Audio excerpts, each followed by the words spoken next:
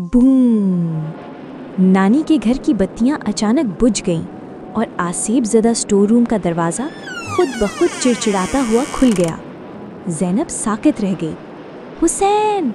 इसने मेरा नाम पुकारा। कज़िन घबरा गए। वहाँ मत जाना, अंदर जिन रहते हैं। एक और ज़ोरदार दीवार से टकराने की आवाज़ आई। हुसैन को भी एक लम्हे के लिए सर्द सी लहर महसूस हुई, मगर फिर इसे कुछ याद आया। डरावनी कहानियों पर यकीन करने से पहले हम बिस्मिल्लाह कहते हैं। दोनों ने मिलकर आहिस्ता से कहा, बिस्मिल्लाह। राहदारी का माहौल अचानक पुरसुकून हो गया। वो अंदर कदम रखते हैं। बिजली चमकी और जो हिलते हुए साए थे वो तो सिर्फ दरख्त की शाखें थीं।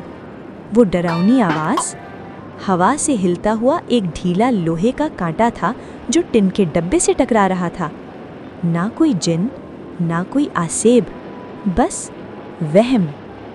इल्म के बगैर खौफ कहानियाँ घर देता है, लेकिन जब आप अल्लाह को याद करते हैं तो तारीक तरीन कमरे भी रोशन हो जाते हैं।